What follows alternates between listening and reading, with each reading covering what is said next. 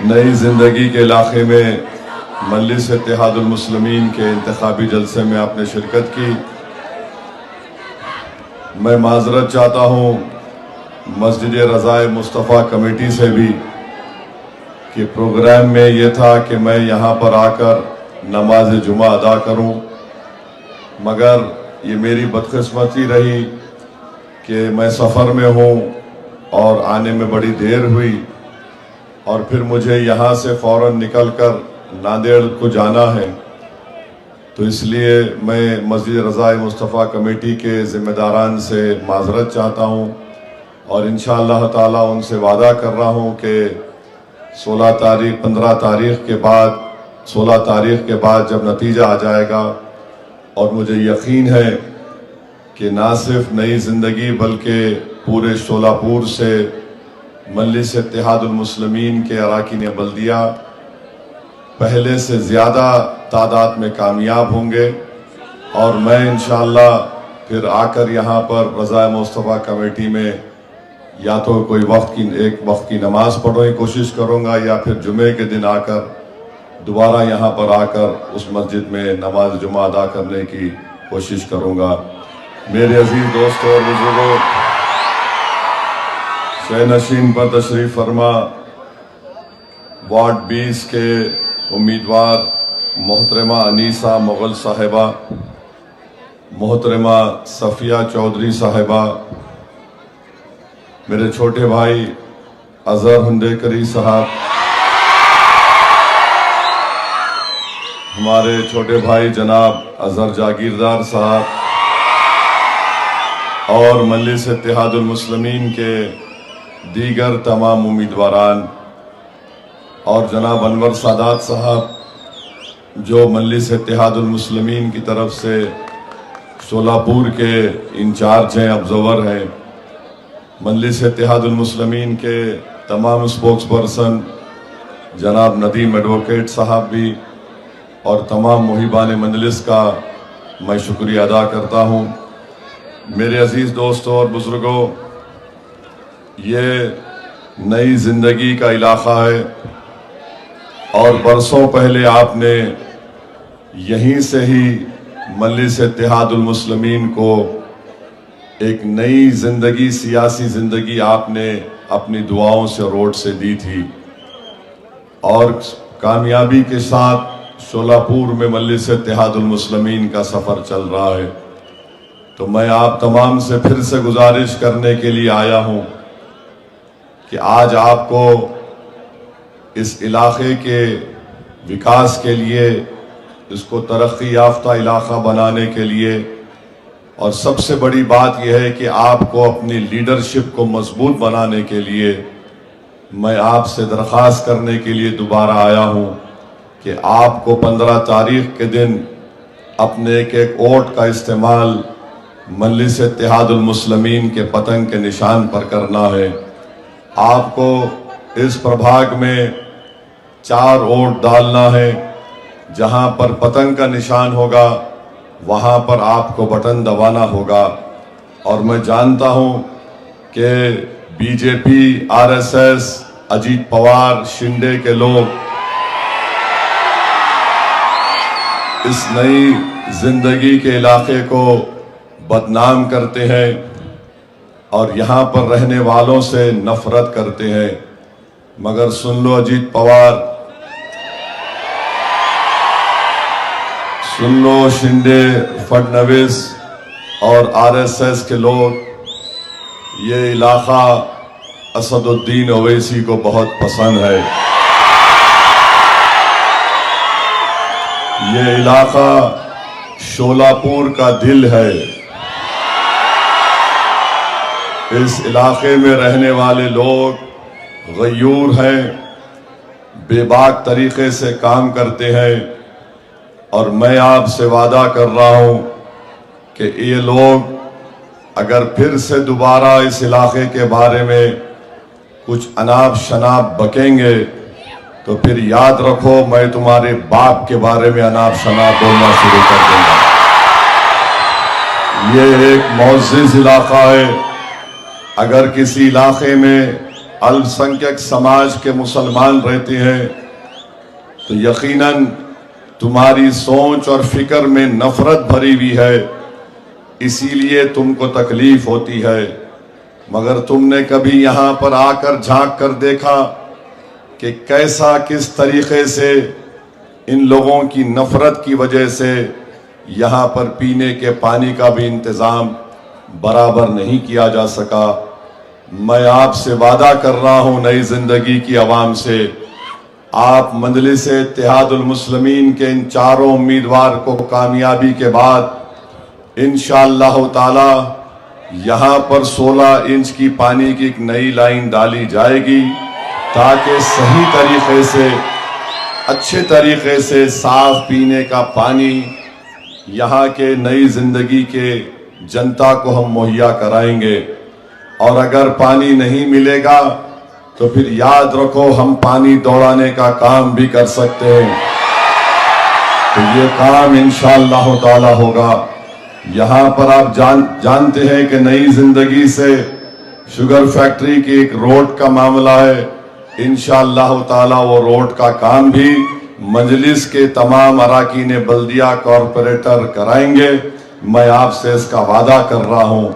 और साथ ही साथ इंशाअल्लाह ताला इन तमाम 4 कॉरपोरेटर ने मुझसे कहा है कि वो एक फ्री एम्बुलेंस का भी इंतज़ाम यहाँ पर नई ज़िंदगी में करेंगे, ताकि अगर कोई बीमार हो जाता है तो उसकी जान बचाने के लिए, उसको तिबी इमदाद पहुँचाने के लिए जल्द से जल्द अस्पताल पहुँचाने की कोशिश होगी। तो इंशाअल्लाह ताला ये काम भी होगा। और मैं जानता हूँ कि नोटरी है यहाँ पर, प्रॉपर्टी का कार्ड नहीं मिलता। इंशाअल्लाह ताला इसके लिए पूरी शोलापुर की मंजलिस की यूनिट और इम्तियाज जलील साहब जो महाराष्ट्र के सदर हैं, वो आकर शोलापुर में यहाँ पर गवर्नमेंट के हुकूमत के अहदेदारों से मुलाकात करेंगे और पूरी कोशिश करेंगे। और अगर हुकूमत हमारी इस बात को नहीं कबूल करेगी तो फिर हुकूमत को एक अवामी एहतजाज के लिए तैयार रहना पड़ेगा। ये काम इंशाअल्लाह ताला होना ज़रूरी है। वहीं पर मैं मजलिस इत्तेहादुल मुस्लिमीन के तमाम अराकीन बल्दिया से ये अपील करूँगा कि वो अपनी कामयाबी के बाद नई ज़िंदगी में इस इलाके में तालीम के ऊपर ख़ास तौर से तवज्जो दीजिए। याद रखिए, अगर हम तालीम के मैदान में अपने बच्चों को और ख़ास तौर से अपनी बेटियों को पढ़ाएंगे तो यही हमारा मुस्तकबिल है। आज हम रहे या ना रहें, मगर अगर हम अपनी आने वाली नस्ल को ताकतवर बनाना चाहते हैं तो दौलत से कोई ताकतवर नहीं होता, तकरीर करने से कोई ताकतवर नहीं होता। ताकतवर वही कहलाता है जिसके पास अच्छे अखलाक हों। और अच्छे अखलाक कब आते हैं? जब वो तालीम के जेवर से आरास्ता होता है। तो ये हमारी जिम्मेदारी है कि हम अपने नन्हे मुन्ने बच्चे और बच्चियों को तालीम के जेवर से आरास्ता करें। और इत्तेफाक की बात यह है कि आज 9 जनवरी है। आज से 208 साल पहले एक खातून को अल्लाह ने पैदा किया था जिसका नाम फातिमा शेख था। वो फातिमा शेख पूना में पैदा हुई। और फातिमा शेख कौन थी? ये वो खातून थी जिसने महात्मा ज्योतिबाई फूले और सावित्रीबाई फूले के साथ अपना घर दिया था, लाइब्रेरी बनाई थी ताकि दलित लोगों को तालीम के जेवर से आरास्ता किया जाए। जिस तरह आज ये जालिम लोग नई जिंदगी की जनता को और मुसलमानों पर इल्ज़ाम लगाते हैं, ये मनुवादी जहन के लोग उस वक्त भी थे और आज भी हैं। उस वक्त ये आलाजात के लोग नहीं चाहते थे कि दलितों के बच्चे और बच्चियां तालीम हासिल करें। ये फातिमा शेख वो बहादुर औरत थी जो घर घर जाकर दलित परिवार के लोगों से कहती थी कि आओ, महात्मा ज्योतिबाई फूले ने और सावित्रीबाई फूले ने स्कूल खोला है, अपने बच्चों को तालीम के जेवर से आरास्ता करो। मेरी कोशिश यही होगी कि जो काम कई बरसों पहले 1831 की बात कर रहा हूं, महात्मा ज्योतिबाई फूले के साथ फातिमा शेख थी।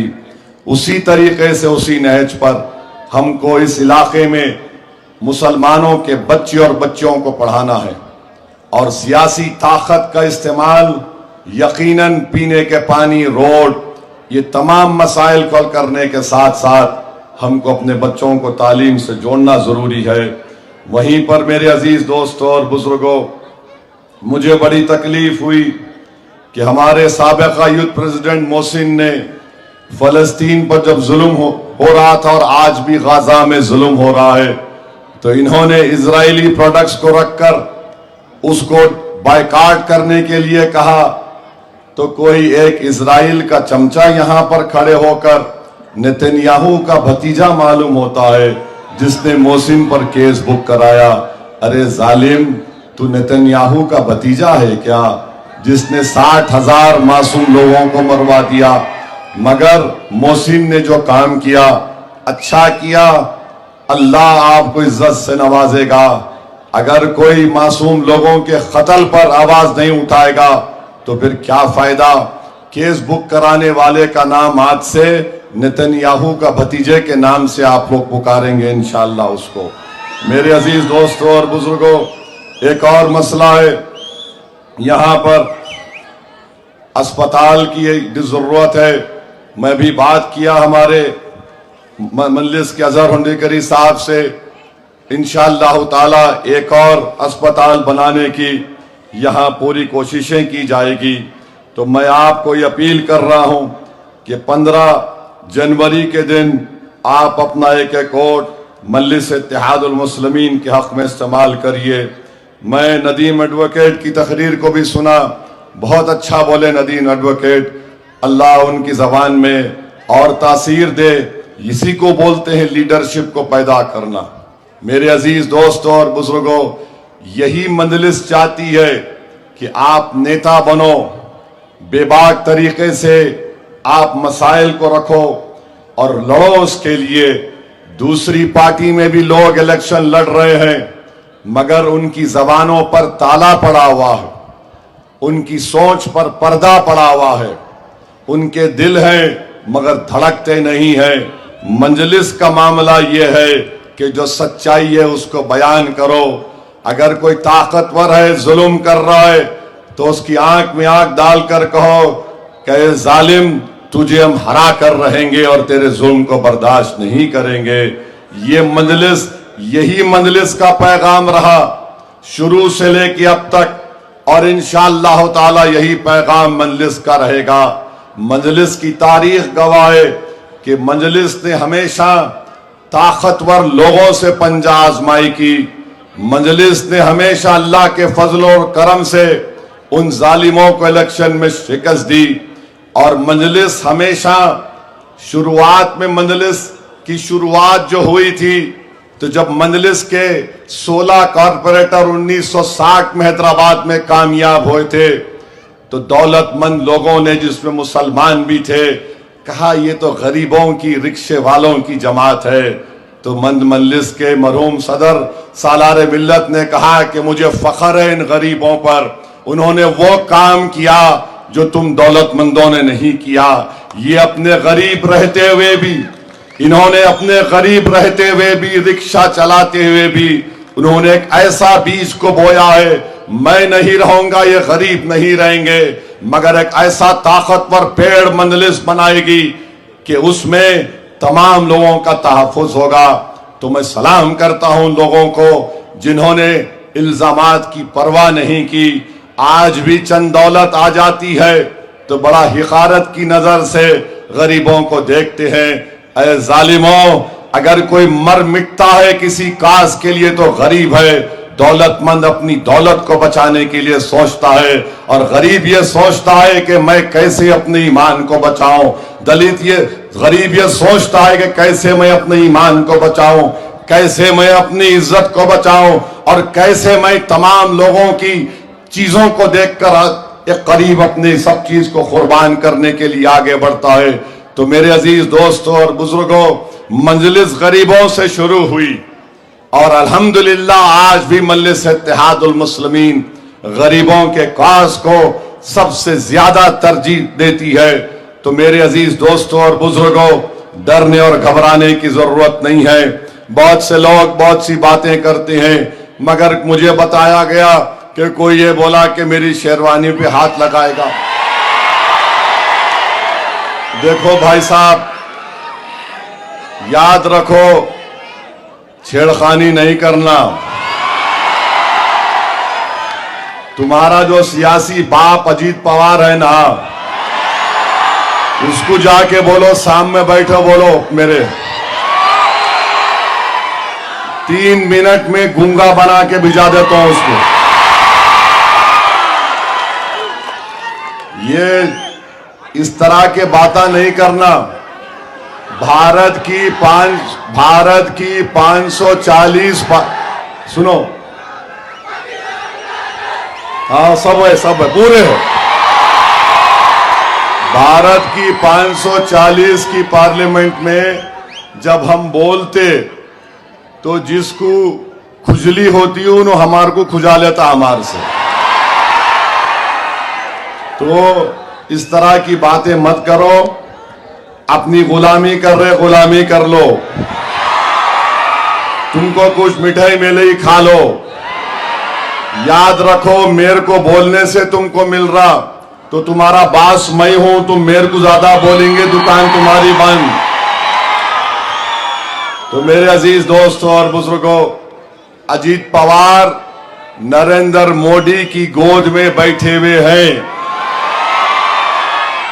अजीत पवार को वोट देने का मतलब नरेंद्र मोदी को वोट देना है। अजीत पवार को वोट देने का मतलब यह है कि हम वक्फ के कानून की मुखालिफत नहीं कर रहे बल्कि तायीद कर रहे हैं। अजीत पवार को वोट देने का मतलब यह है कि हम मोदी को उसके साजिश में, उसके प्रोग्राम में कामयाब होने दे रहे हैं कि वो मस्जिद को छीनने का कानून बनाया है। मस्जिद अजीत पवार की नहीं है, मस्जिद नई जिंदगी के रहने वाले गयूर लोगों की है। अजीत पवार को मस्जिद, दरगाह, खानकाह से कोई मतलब नहीं है। हमको मतलब है, हमारी पहचान है, हमारी शनाख्त है। तो अपना वोट इस्तेमाल जब आप करेंगे तो मेरी आपसे दरख्वास्त है कि मोदी को वोट मत दो। ये जो है ना त्रिमूर्ति है, मोदी, शिंदे, अजीत पवार, ये एक ही है, इनमें कोई फर्क नहीं है। ये आकर आपके सामने, आपकी आंखों में धूल झोंकने का काम कर रहे हैं। तो मैं आपसे अपील कर रहा हूं कि आप इनको मौसर जवाब दीजिए। और जवाब देने का तरीका यह है कि 15 तारीख के दिन पतंग के निशान पर बटन दबाना। और अभी मालूम हुआ कि एक जोकर है,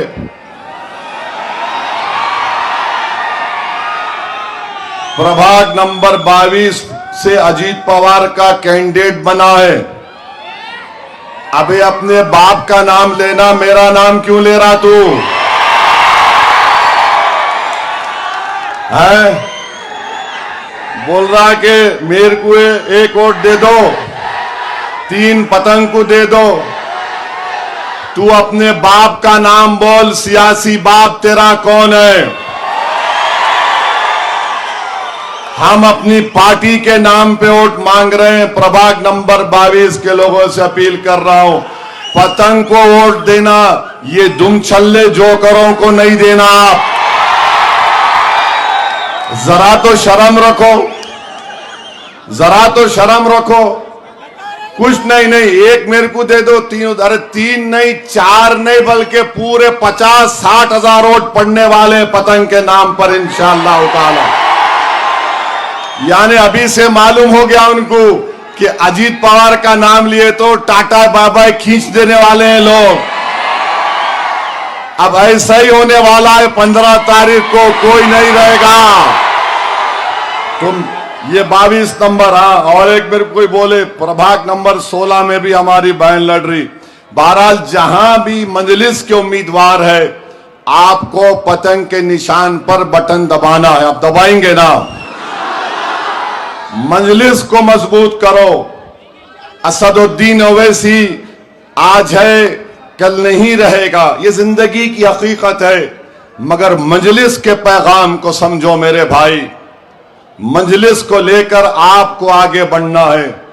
मजलिस चाहती है कि शोलापुर से और नेक और काबिल लोग निकले, चाहे वो हमारी बहन हो, बेटी हो, भाई हो, कोई भी हो, जो लीडर बन सके। याद रखो ये काम हमको करना है, कोई आसमान से अब कोई आने वाला नहीं है, हमको ये काम करना है। और मैं जिम्मेदारी के साथ कह रहा हूं कि जो मौजूदा मजलिस के शोलापुर में अरकान है, मैं उनमें काबिलियत देख रहा हूं, मैं उनमें जज्बा देख रहा हूं, और वो बेबाक तरीके से आपकी नुमाइंदगी करने का हक अदा करने की उनमें पूरी सलाहियत है। तो मेरी आप तमाम से, बुजुर्गों से, उलमाए किराम से, खास तौर से अहले दिल हजरात से ये आपसे अपील है कि आप 15 तारीख के दिन मजलिस इत्तेहादुल मुस्लिमीन को देकर कामयाब करिए। याद रखिए, शोलापुर को हम पुणे की तरह खूबसूरत बना सकते हैं, मगर ये लोग, बीजेपी के लोग इतने सालों से शोलापुर में बैठे हुए हैं, कुछ काम नहीं कर रहे हैं। यहां पर है, यहां की रजाई इतनी मशहूर, जीआई टैग उसको हासिल है, कुछ नहीं होता। हर चीज में आप देखो, अब इलेक्शन आ गया तो बोल रहे नहीं मेयर उन्हें बनेगा, मेयर इन्हें नहीं बनेगा। अरे बाबू, पाकिस्तान के संविधान में लिखा हुआ है कि सिर्फ एक ही मजहब का आदमी पाकिस्तान का प्राइम मिनिस्टर या सदर बन सकता है। बाबा साहिब अंबेडकर का जो संविधान है वो ये कह सकता है कि कोई भी भारत का नागरिक वजीर आजम बन सकता है, सदर जमहूरिया बन सकता है, चीफ मिनिस्टर बन सकता है, मेयर बन सकता है। और असदुद्दीन ओवैसी का ख्वाब यह है कि एक दिन आएगा इस देश में इंशाअल्लाह ताला, शायद हम और आप नहीं रहेंगे, मगर देखना एक हिजाब पहनने वाली बेटी इस देश की वजीर आजम बनेगी इंशाअल्लाह ताला। हम नहीं रहेंगे, शायद हम जमीन में जाकर हमारी हड्डियां भी घुल जाएंगी, मगर देखना एक दिन वो दिन आएगा। अरे याद रखो, ये नफरत जो तुम मुसलमानों के खिलाफ भड़का रहे हो, इंशाअल्लाह ताला ये नफरत ज्यादा नहीं चलेगी, तुम खत्म हो जाओगे नफरत फैलाने वालों। मोहब्बत जब आम होगी तो लोगों को मालूम होगा कि कैसे जहर इनके दिलो दिमाग में भर दिया गया था। आज आप देखिए, शोलापुर में पेट्रोल 104 रुपये में मिलता है, बीजेपी वालों को उसकी फिक्र नहीं है। गुजरात में 90 रुपये में, आप बीजेपी वाले जाके पूछे 104 रुपये पेट्रोल मिल रहा, वो नई बस्ती में तो बांग्लादेशी है। अरे पेट्रोल 104 में क्यों बिक रहा? नहीं, वह बांग्लादेशी है। अच्छा, तेरे को कैसा मालूम? तेरे अब्बा आके बोले तेरे को। हाँ, तो ये मसला है इनका। शोलापुर में इतने अहम मसाइल हैं, तकालीफ है, कोई फिक्र नहीं, बस खाली कुछ तो भी एक बोलो, टेंशन पैदा करो। और ये प्रोग्राम के तहत फडणवीस, शिंदे और अजीत पवार तीनों को यह प्रोग्राम है, जाके महाराष्ट्र की जनता को बेवकूफ बनाओ। तो आपसे अपील कर रहा हूं कि 15 तारीख को आप इनको पैगाम दीजिए कि हम तुम्हारे साजिश का शिकार नहीं होंगे। अजीत पवार, शिंदे, फडणवीस, ये तमाम के तमाम भारत के संविधान के मुताबिक हुक्मरानी नहीं कर रहे, ये नफरत की बुनियाद पर हुक्मरानी कर रहे हैं। ये अल्पसंख्यक समाज के दोस्त नहीं, बल्कि उनको कमजोर करना चाहते हैं। ये दलितों को उनका हक नहीं देना चाहते, बल्कि उससे महरूम करना चाहते हैं। ये किसानों को कुछ नहीं कर रहे, किसान कितने खुदकुशी कर रहे हैं, मगर इंशाअल्लाह ताला मजलिस आपकी पार्टी है तो 15 तारीख के दिन मेरे भाई, नई जिंदगी की जनता ने क्या फैसला लिया, जरा पुकार के बता दीजिए। 15 तारीख को पतंग पर बटन दबेगा, जरा हाथ उठाकर बता दीजिए। वहां तक भी जहां तक मेरी नजर जा रही है भाई, पतंग पर बटन दबेगा तो लगाइए मेरे साथ नारा, नारे तकबीर, नारे तकबीर। मजलिस इत्तेहादुल मुस्लिमीन, मजलिस इत्तेहादुल मुस्लिमीन, मजलिस इत्तेहादुल मुस्लिमीन। तो आप अल्हम्दुलिल्लाह आराम से जाइए और सुनो, 15 तारीख के दिन हमारे जो लोग शादीशुदा हैं, पहला काम ये करना कि अपनी बेगम को बोलना, my dear come will go in out. तो पहले अपने वाइफ के साथ, अपने माँ बाप के साथ लेके जाइए। नौजवानों, उस दिन वोट डालना खाली मोटरसाइकिल पे डाल के अरे क्या हो रहा नहीं। नौजवान अगर निकला 15 के दिन तो क्या बोलना, बस जहां दिखे उन्हें भी देख के बोलता यस। तो ज्यादा यही पोलिंग कराइए, पोलिंग परसेंटेज बढ़ना चाहिए। याद रखिए, मैं अहम बात बोल रहा हूं, SIR महाराष्ट्र में होगा। तुम आज निकल के वोट डालेंगे तो तुम्हारा वोटर लिस्ट में नाम है, वो प्रूफ होगा। तो SIR हो सकता है कि इस साल हो, मगर आपका नाम है वोटर लिस्ट में, पतंग को वोट दीजिए। आज आप आए, बहुत बहुत शुक्रिया। मैं माजरत चाहता हूं, मुझे नांदेड़ को जाना है। तमाम को आपका शुक्रिया। अस्सलाम वालेकुम।